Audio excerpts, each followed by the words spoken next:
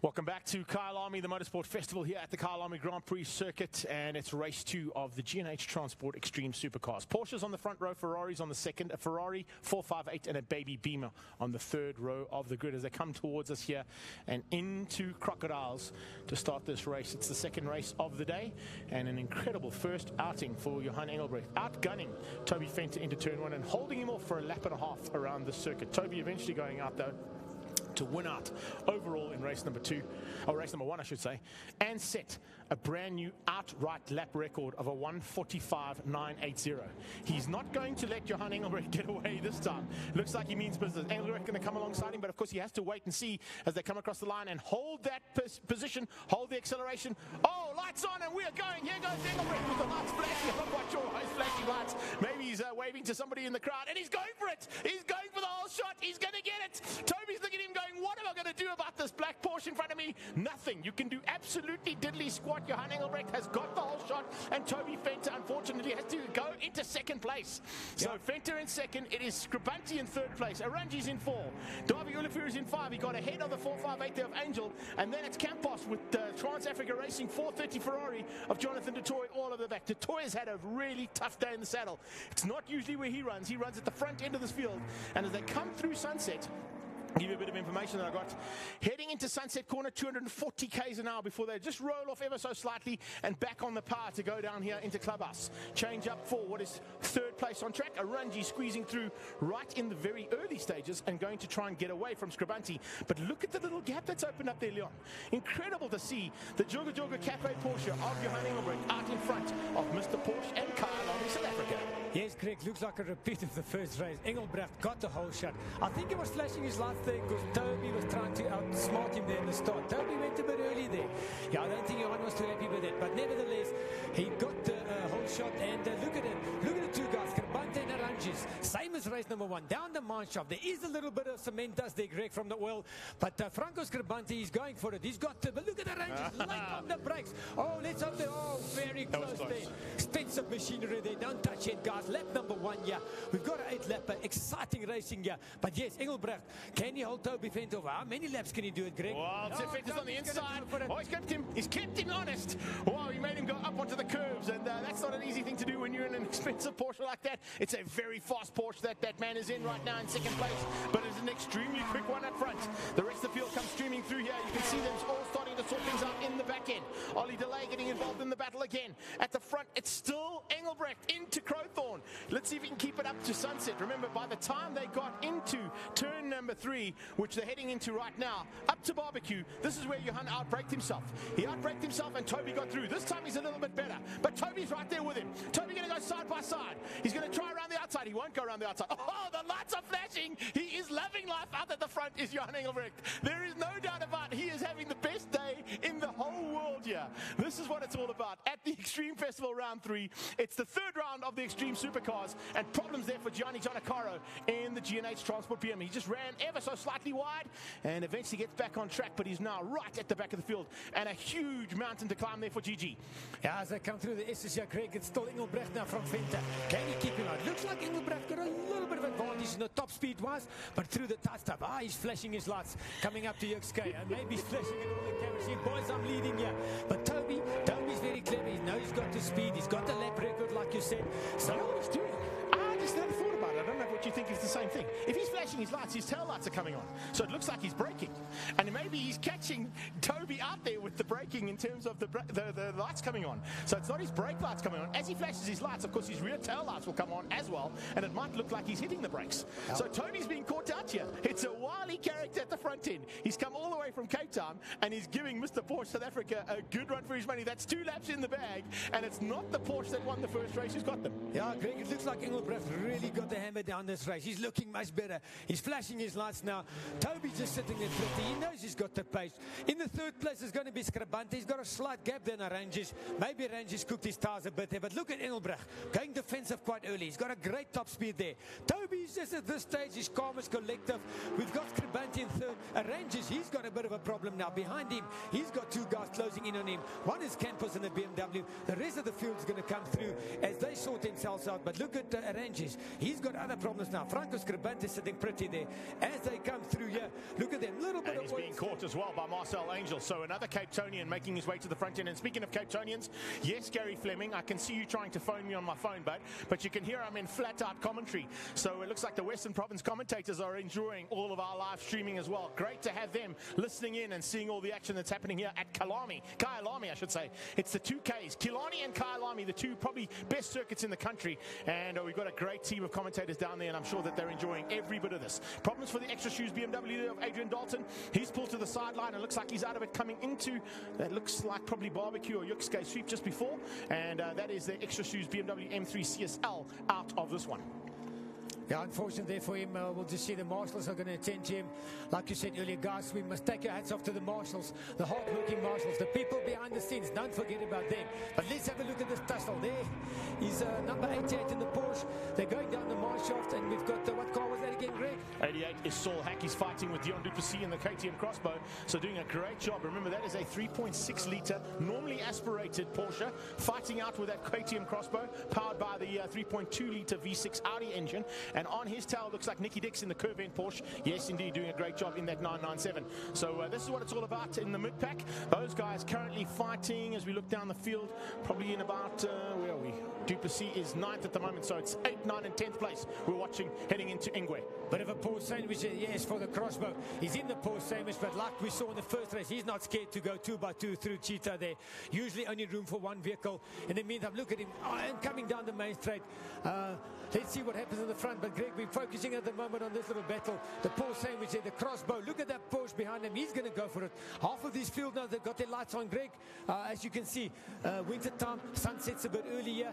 And for our a bit of smoke out of the KTM Crossbow. That could be a bit worrying for Dion Duplessis if they're starting to smoke so early on. Nicky Dix has just squeezed through on him, so the Curve End Porsche has got through there on the KTM Crossbow. But further back, continuing the battle we saw in race number 1. But this time, you've got Peter Zeely involved in that. You've got Sun Mudley coming from the back of the field, remember. He had to do a little bit of chopping and changing after being tagged by the KTM. We saw that incident coming out of Cheetah. He ended up on the sideline in the kiddie litter, and he's now trying to find a way through on 2 Ferraris. They're 2 very quick Ferraris. Jimbo Donacora at the wheel of one, and Andre van der Merwe at the wheel of the other. Just behind them, or just ahead of them, I should say, is Andre Brink, and just behind them is Mark de Toy and Zeely in the Lotus. Yeah, you've got Sun Woodley there. He's recovered from his first race problem. And even Taco there in the Merc.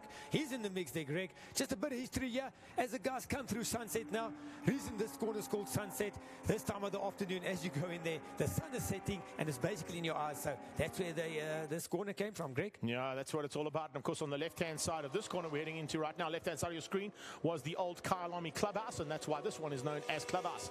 Coming through there now, you can see all over the back of Tuca Mechanicos is a hard-charging Mark de Toy. De Toy trying to find a way through on that AMG DTM, and it's not an easy car to get past because it is a very wide car, and Tuca has got a huge amount of experience too, as has Mark de Toy. So experience is going to come into play here, but more importantly is looking at racecraft. Where is Tuca going to find a way through on Sun Woodley, and where is Mark de Toy going to try and find a way through on both of them? Yeah. So across the line, 99 still leads out at the halfway stage. So it's 4 out of 8 that Johan Engelbrecht has got ahead of Toby Fenter. So the battle of the 2 Porsches at the front, only 0.4 of a second between the 2 of them. 2 more Porsches just ahead of this little battle. Fighting hard ahead of this, of course, is Van der Link and Ollie Delay. Ollie Delay in the Marlboro Crane Hire Porsche, just behind Cash and Micah. We haven't really seen him in the BMW E90. And then it's Ricky Jonacaro, who's just ahead of those 2 in the G&H Transport M3. Yes, Greg, and it's a repeat of the first race as well. It's Brink just ahead of Uncle Jimbo Giancarlo, and remember, first race on the last lap, he got him, he passed Brink, so I'm sure Brink is going to think about that and don't want to make that same mistake again. So this midfield battle is looking good, Joe Greg, but we're talking here, it's the guys from about 11th to 15th place. Yep. As they cross here, there's Taco and the Merc. They cross the line. We've just completed half of this race. And Sun Moodley moving through the field rapidly. He's got 2 Ferraris sorted out, and he now moves up behind Andre Brink. So it's another Porsche he's got to try and find his way through on. Just behind as well, keep an eye out on the hard-charging Gianni Gianacaro, who's starting to make his way back into this field. You can see he's now in that little fix and looking for a way through on Van der Merwe. He's got 2 red Ferraris, 1 in front, 1 behind. It's not going to be easy to find their way through because remember, these guys are in their own little fight, so they're not going to be worried about quicker cars coming through. It's very difficult when you're in the back markers and the quicker cars come through when you're in a fight as hard as what these guys are doing. Brink under attack from Sun Moodley. Gianni Gianacaro has got through on 1. He's now going to find a way through on his Allman.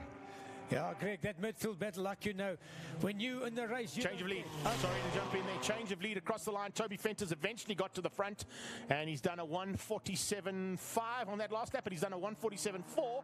47.3s, though, coming out of the car behind him. So Johan Engelbrecht, they'll probably rub that in that he got the faster lap of the two cars, even though he didn't win the race. But Greg, remember, still 4 laps or so to go. I think Toby played a bit of a waiting game there. He just decided to take it easy. Engelbrecht, he put up a good show, but Toby's now in the lead, and we won't see him again. But Engelbrecht, a great showing from him as the guys enter here. Sunset, 5 laps of 8, but let's have a look in the back there. Arranges, I can't see Franco Scribante, I don't see Arranges is 3rd. Franco, Arranges got past Franco, so Franco's down to 4th, Arranges in 3rd, but this is Engelbrecht entering clubhouse, number 99, great looking Porsche. Here's the little battle again. Oh, it looks like a crossbow. He got the worst of the battle there. The 2 Porsches are past him now, so the crossbow, but he's going to fight to live another day. Yeah, he hasn't found a way back on Nicky Dix's Curvent Porsche there, and Saul Hack hanging on to keep Nicky Dix out. So you can see a slightly different form of the 911 there. That's a 997, I think, in the front one is a 996, so that's just the difference in the 2 chassis of these machines. They don't run, some of them don't run the stock engines that come in them. I know that Saul Hack has got a slightly different version of the engine in that car for the chassis that it's got, so he's just having an absolute jaw. And now we're in with a shot of getting a top 10 finisher, of course in the same pit as Toby, so running out of Porsche South Africa and doing a super job here to beat out the Curvent Porsche there of Nicky Dix and that KTM crossbow of Duplessis. Yes, as the guys head up here to Leeuwkop, and like you said, Duplessis in the crossbow. Can he get it back? One of the back markers here on the Audi. The leaders are catching him. There we go. Sure, 3 Ferraris, buddy. Scribante, and is it Angel that 3rd? Angel, yes. That's Angel, sir. Angel has been sitting there. Well, there was a change up with Arranges and Scribante. So Arranges got past Scribante, but now it's Angel chasing down Scribante. Let's see. Now remember, that 458 is also prepared by the same group of guys that do Johan Engelbrecht's car. So the GT Club Sport boys have been working hard to get that 458 up to pace, and it looks like all the work that Divan Lismore has done has paid off, because he's now closing in on Scuderia Scribante and the Stradale Motorsport team. Those are 2 very established motorsport teams in this country, and Divan Lismore is slowly but surely becoming an established motorsport team, particularly in amongst national championship categories like we're seeing here with the Extreme Supercars. Yes, it's not a national championship, but they travel the country. So in terms of the abilities of the teams that are involved, we've got a multiple hill climb champion, a multiple saloon car champion, a multiple sports car champion in Franco Scribante. Ahead of him, a multiple Extreme Supercar champion in Arranges. Now all of a sudden you're throwing in Marcel Angel and Johan Engelbrecht into the pack from Cape Town out of GT Club Sport. What a good outing. Yeah, Greg, look at Marcel Angel putting in everything out. Yes, Greg, we mustn't forget, easy to sit here and we're looking at the guys on the screen and we're commentating, but no, it's not easy. I'd rather be there. No, but I'm saying let's not forget the effort that goes into these cars, not just for the drivers. Oh, look at this effort being put in here by Nicky Dix. Yeah, there's a move on the inside of clubhouse. Things are done. Greg, 2 laps to go in this race, but I just want to complete my sentence. Behind the scenes, the mechanics, the sponsors, everything that goes into, especially teams like this, Greg, these are big money teams, if I can put it there. Yeah, there's no doubt about it. And you can see that the big money from Porsche South Africa is definitely paying off right now for Saul Hack, but he's under threat up towards Leeuwkop. Oh, he went defensive. He kept Nicky Dix out. He shut the door firmly and just said, no way are you coming through here. Nicky Dix seems to have a slightly quicker Porsche than what Hack has got right now. And if anything goes wrong, that KTM crossbow is certainly waiting to pounce. And right now, can he find a way through? No, he can't. Saul Hack just carries incredible corner speed, runs right to the outside. It doesn't look like there's a huge amount of space there, but when you get in a car and you come out of the mineshaft sweep into Crocodiles, there is acres of room to play. Oh, Greg, but let's get back to this. Arranges is going defensive now. Scribante, there's 1 lap left here. Scribante's got it back. Arranges, his tire's gone, but look at this little tussle. It's any man's game there. Arranges, Scribante, and even Marcel Angel. I'm waiting for Angel. I think Angel's... Oh, Angel trying so hard. Jeez, he's going well. It's incredible to see these 3 Ferraris. Absolutely nothing in it between them as they head down into Sunset Corner now. 1 mistake out of Arranges and Scribante is there. 1 mistake out of either of those 2 in front of him, and Angel is there. While you can see Toby heading into the S's and up towards Leeuwkop now for the final time. He's got 3.5 seconds ahead, and it's probably a little closer than what he'd like it to be, and there's a bit of traffic to deal with now. So I wonder if the Z4 of Ryan Granshire, or possibly even some of the BMWs right at the back end of this field, could come into play. Now, Granshire didn't think there'd be a problem with him. Ryan also, lots of experience in saloon car racing, moves his Z4 completely out the way and allows Toby through as they head down into the bowl. out of the mine shaft, and now heading into Crocodiles for the last time. Look how far. Oh, it's real close.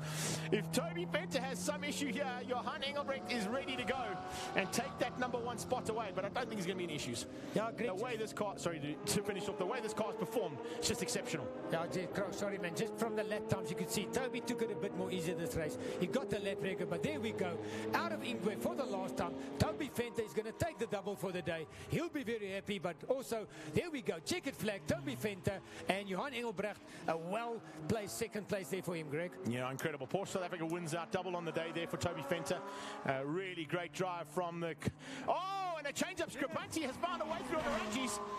Just looking as they came across the line there, Scribanti beat Rangies to the line and takes that third place away. So Franco Scribanti will be very happy with that performance. The best performance, I got to say, out of the Ferraris, out of these three, definitely out of Marcel Angel. Considering the fact that they had issues in getting this car all sorted out, a great job from the GT Club Sport boys to get that car dialed in, and now in with a chance of fighting at the front. Here comes the second battle we're watching. The KTM crossbow runs wide. He's going to come alongside Nicky Dix towards the line. It's a drag to the line. Dix wins out just ahead of Duplessis, and right on their tail, Saul Hack. What a great drive from Saul as well. He gets an 8th place finish, or in fact it'll be down to 10th place now because of the change up. So across the line it was Dion Duplessis behind.